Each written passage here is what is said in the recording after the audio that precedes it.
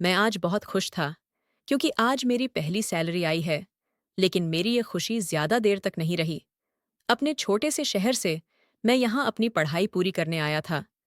पापा तो चाहती थी कि मैं अपनी पढ़ाई पर ही ध्यान दूं, लेकिन मैंने घर की हालत देखी है। पढ़ाई के साथ साथ मैंने नौकरी भी की, घर का लोन भी है, और पढ़ाई पूरी करने के बाद भी तो यही करना है। मैंने पार्ट टाइम एक जॉब ज्वाइन कर लिया, जिसमें मुझे 1 जम मिल रहे थे।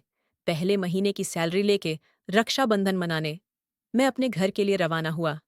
घर जाने में मुझे ट्रेन से 6 घंटे लगते हैं। सैलरी के पैसे मैंने अपने पर्स में रखे थे। त्योहार का समय है, ट्रेन में जगह मिलना मुश्किल की बात थी। लेकिन इन सब बातों को अब मैं मुसीबत नहीं मान रहा था, बल्कि इन सब के बावजूद मेरा मन खुश था। जेब में पैसे जो थे, पास में हो तो अलग ही खुशी होती ही है। इस बात का मुझे आज एहसास हो गया था। ट्रेन का लोकल डब्बा पूरा भरा था। मेरा स्टॉप लास्ट स्टॉप था। कई स्टेशन पर रुकती ट्रेन मज़े से चल रही थी।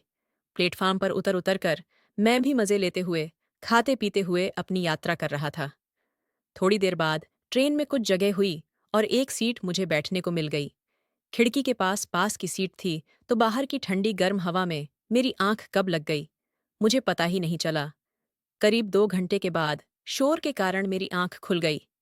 अभी मैंने समय देखा तो मेरा स्टेशन करीब 1 घंटे दूर और होगा।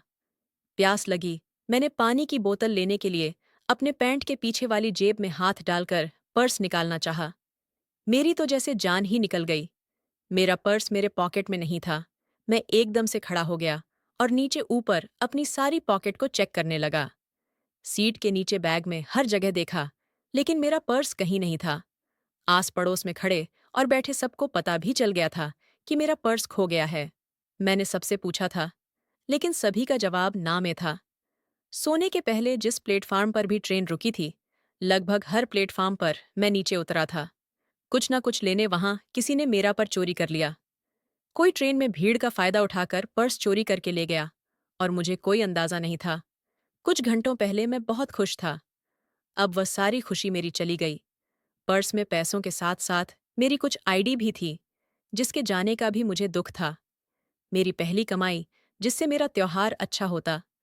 सभी के लिए मैंने उन पैसों से कुछ ना कुछ लेने का सोच रखा था। मेरे लिए वह पैसे बहुत कीमती थे। बस मैं अपना सर पकड़कर बैठा रहा। मेरा स्टॉप सबसे लास्ट था, और वो भी आ गया था। ट्रेन से सब उतरने लगी। मैं बस वही अपनी सीट पर बैठा रहा, सबको जाते हुए उतरते हुए देख रहा था। मैं इतना लापरवाह कैसे हो सकता हूँ, ये मैं सोच रहा था। आखिर मैंने अपने पर्स का ध्यान क्यों नहीं रखा? यही सब सोचकर मैं अपने आप को बार बार कोस रहा था। ट्रेन खाली होने के थोड़ी देर बाद तक मैं वहीं बैठा रहा। फिर आखिरकार मैंने खुद को संभाला। मैं अपनी सीट से उठा और दरवाजे की ओर जाने लगा।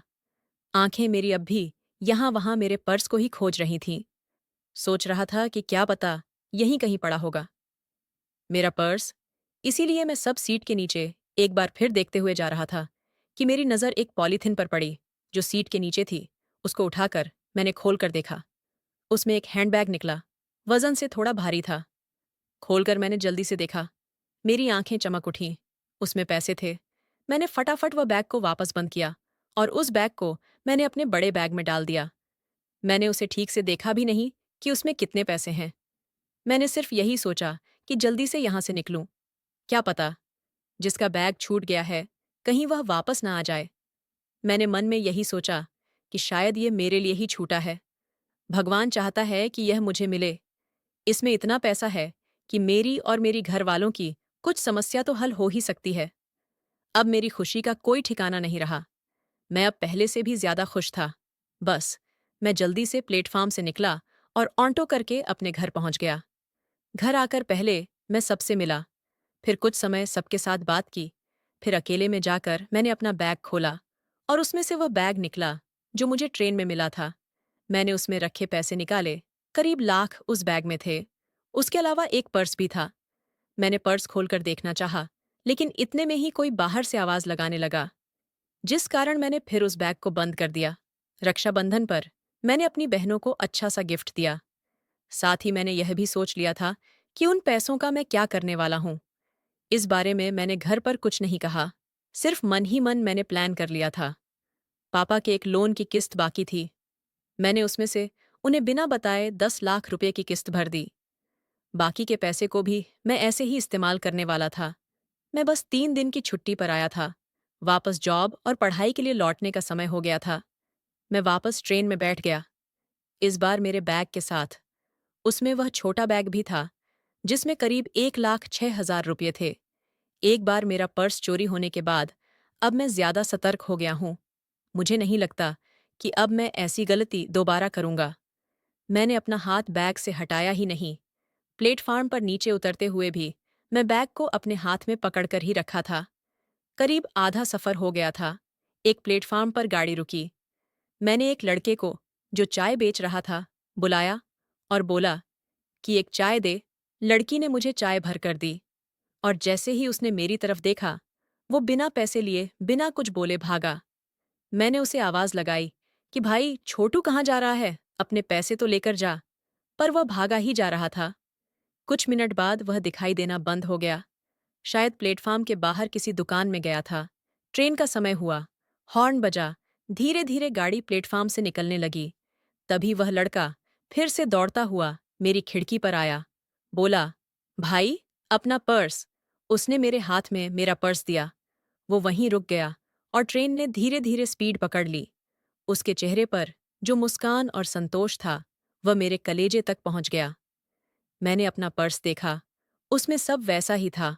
उतने ही रुपए थीं। एक भी कम नहीं हुआ था।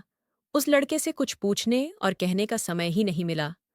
उसकी हालत भले ही तंग हो, लेकिन उसको और उसके परिवार को नींद अच्छी आती होगी। अब मैं ये सोच रहा था कि भगवान अब मुझे क्या दिखाना और सिखाना चाहता है। मैंने किसी का बैग लिया और उसके सारे पैसे को अपने समझे, जबकि एक लड़का मुझसे काफी छोटा था और वह मुझे जिंदगी की बड़ी सीख दे गया। मुझे यह सिखा गया कि मैं बेईमान नहीं हूं। यह सारा पैसा बेईमानी का है। भले ही मैंने चुराया नहीं, लेकिन मैंने यह भी जानने की कोशिश नहीं की कि यह पैसा किसका है। लेकिन एक लड़का मुझे बेईमान से ईमानदार बना गया। मैंने अपने कमरे में जाकर सबसे पहले उस बैग को देखा कि कहीं कुछ पता या एड्रेस मिल जाए। उसमें एक पर्स था जिसमें एक एड्रेस मुझे मिला। मैंने उस पति पर उस बैग को भेज दिया। साथ ही एक चिट्ठी भी डाल दी जिसमें मैंने लिखा था कि इसमें जितने पैसे कम हैं वो मैं अपनी सैलरी आने पर वापस कर दूंगा। इस नोट के साथ मैंने अपना नंबर भी छोड़ा। मुझे नहीं पता था कि उनके पैसे के लिए वह मुझे माफ करेंगे या नहीं, लेकिन अब मैं हर बात के लिए तैयार था। मुझ में न जाने कैसे इतनी हिम्मत आ गई। कुछ दिनों में ही उनका फोन आया। वह कोई बुजुर्ग थे। उन्होंने कहा कि उनके हाथ से यह पैसा न जाने कहाँ रह गया था। किसने कब लिया, उन्हें भी पता नहीं चला। उन्होंने मुझे बहुत दुआ और आशीर्वाद दिया। कहा कि बचे पैसे वापस नहीं दूं तो भी चलेगा, लेकिन मुझे वह वापस देना है। पैसा और बैग मिलने की खुशी इस शांति के आगे कुछ भी नहीं थी। ये कुछ अलग ही थी। उस लड़के ने मेरी जिंदगी बदल दी। भगवान मुझे यही सीख देना चाहता था। तो दोस्तों, अगर आपको हमारी आज की ये कहानी अच्छी लगी हो, तो कृपया आप हमारे चैनल को लाइक, शेयर और सब्सक्राइब ज़रूर कर लें, जिससे हम आपके लिए और भी अच्छी अच्छी कहानियाँ लाते रहे। Thank you for watching.